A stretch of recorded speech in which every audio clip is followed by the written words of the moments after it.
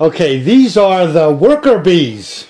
All right, they're the ones that are working with me to get this build completed. My younger daughter, Samantha, the one that says I'm perfect. I'll reserve comments. Anyway, she's helped a lot with the Dremel cutting and stuff.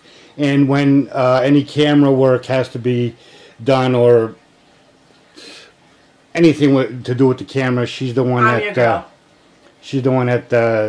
takes care of that. All right, let's get on with the components of this build. Dad. I know, I didn't forget. Wait a minute, I got to move the camera into position. Calm down. Chill. And that's my older daughter. She helps out as best as she can. She's not a techie, geeky person, but with a little instruction and a little guidance, she gets the job done. But those are all three of us. I'm the first. Yeah. He sticks his head right in front of the camera. All right, let's get back to all the components here. Let's not waste time. All right, come take over the camera, Samantha. Will do. With pleasure. All right, as far as what's going into this build, I'll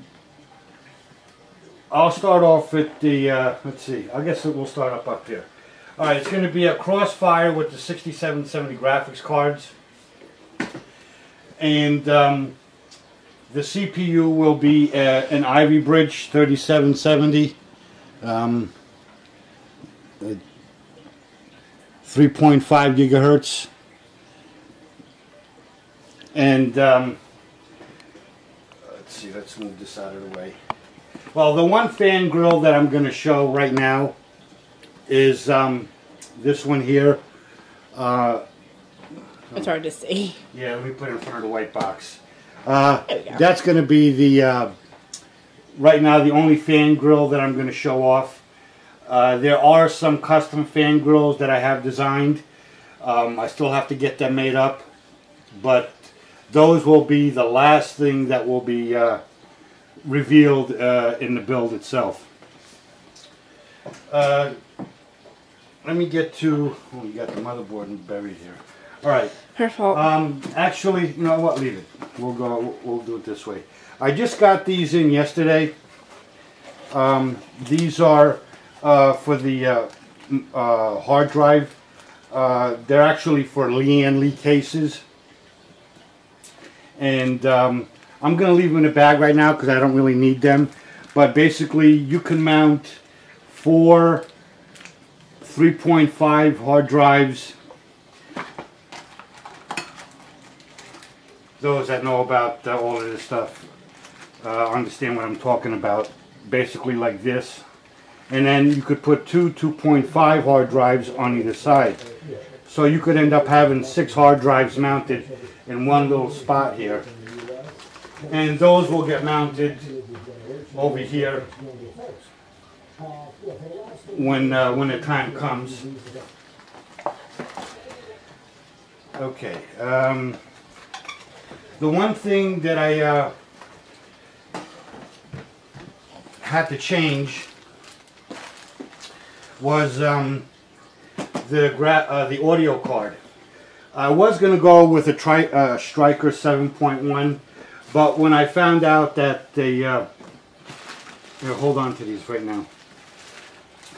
But when I found out that, because I've had the Striker 7.1 audio card for a while, but when I found out that the Sabertooth Z77 motherboard does not have a standard PCI slot for other add-on cards, I had to go with the Eclairo, if I'm pronouncing it properly.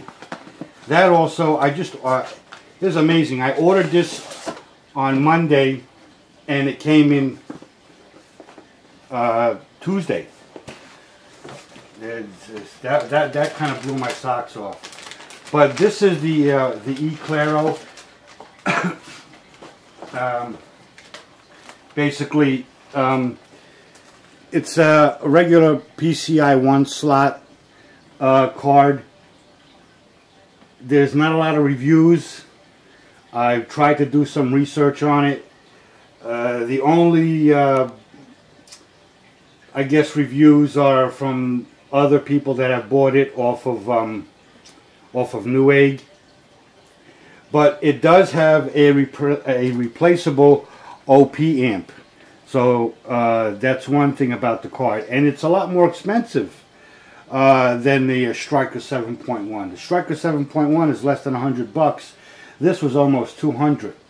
And the hookups are kind of odd for this particular graphics card. You do have an optical out and what looks like an old style printer or peripheral port. That's where you plug in your surround sound speakers if you don't have a if you just have 5.1 speakers without the decoder. But it comes with an extension cable for your speaker hookup. It does come with the optical cable. I believe it's 10 feet long and it's very flexible. It's not hard at all. And this is how you actually hook up your speakers and your microphone if you're hooking it up to the rear of the computer once it's installed. Kind of an odd setup. Like I said, I was a little leery about getting this audio card, but I've had the HT Omega audio cards for a while now. I've never had a problem. Always sounded very nice. And let me tell you something. When they pump out sound, they put out the sound. I want to be able to see the screen a little bit. But that's the sound card that's going to get you put into this build. Hold on. Let me close this. Go ahead. You put that in there.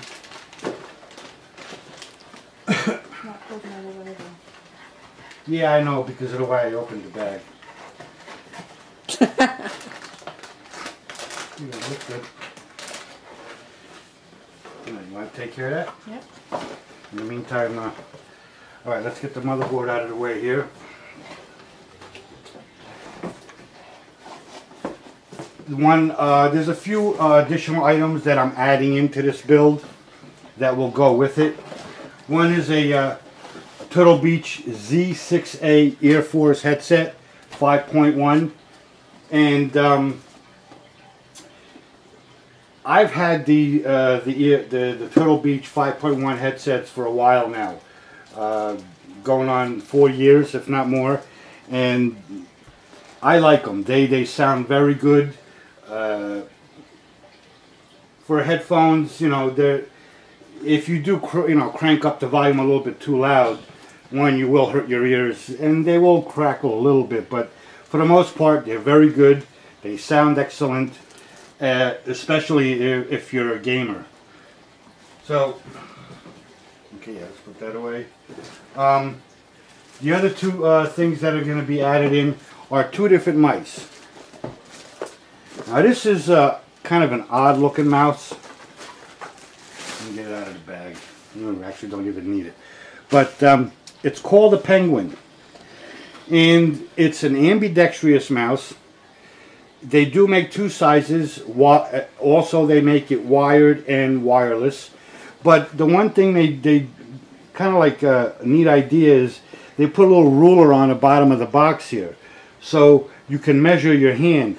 Basically what you do is you take the first crease of your hand, you lay it down at the 0 mark, and then if your middle finger reaches up to the last mark, you need the large one. If it's below that, you need the small version.